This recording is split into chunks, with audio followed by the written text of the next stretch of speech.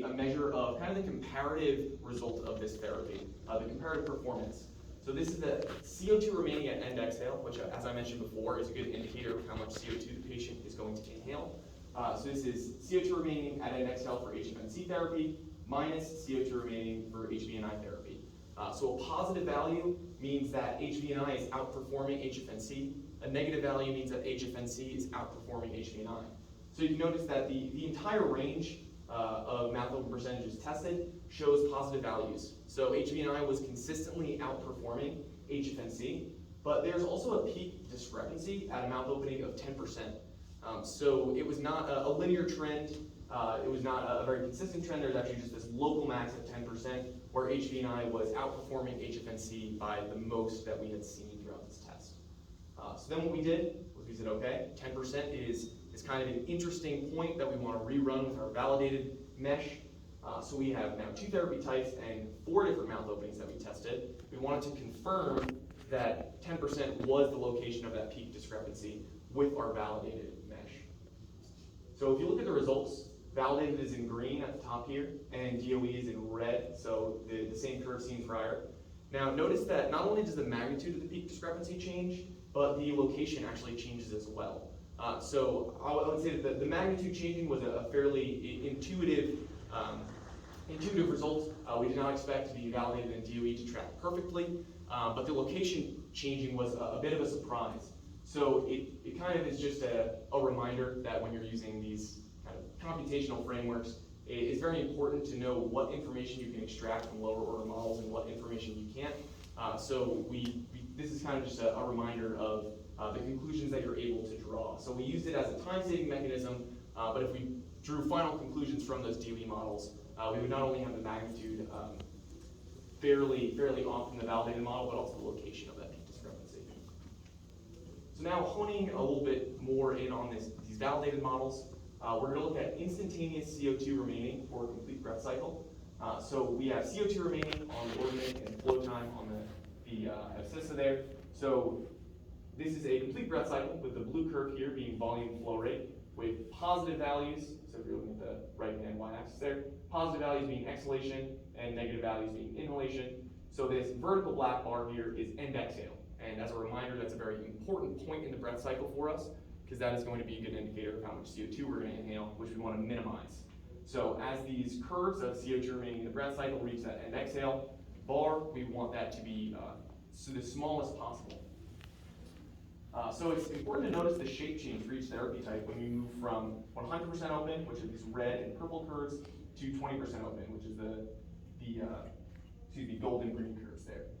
So for HFNC, as we're moving from this purple curve to the green curve, you can see the peak amount of CO2 remaining in the airway moves substantially, but so does the end exhale value.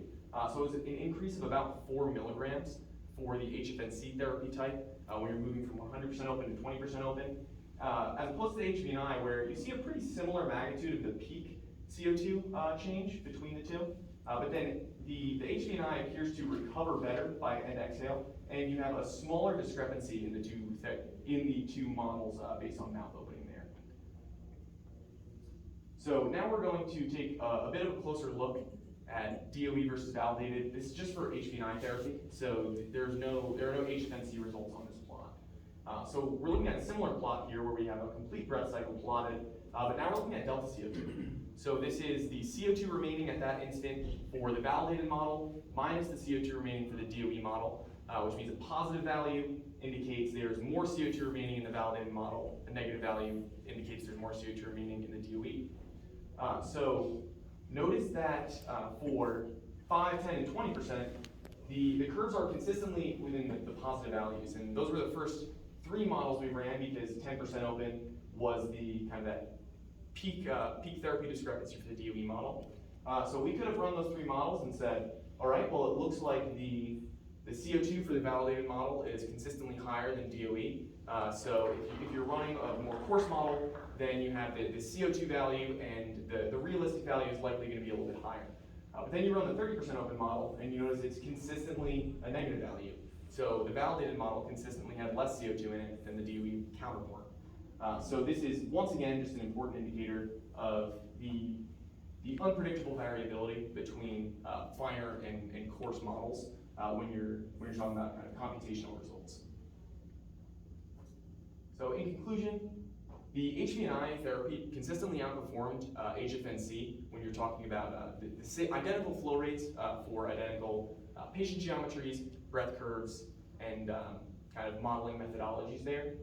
But the magnitude of the change between the therapies was a function of mouth opening. So we saw a peak discrepancy at a mouth opening of 20%, where we had about 3.5 milligrams additional CO2 remaining in the airway for HFNC as opposed to HPNI. You may think 3.5 milligrams, that's a lot, that's not a lot. What this relates to is about 24% of the airway being filled with that red flow that you saw in the beginning in that animation. So the stale exhale flow that's high in CO2 concentration. It's about 24% of the airway being filled with that. So that's a substantial amount of kind of flushable flow that is not being flushed by that HFNC therapy. Also, coarse models are unpredictable in their variability from their validated counterparts, but they still have value if they're used properly. And kind of the information that can be extracted is extracted with caution.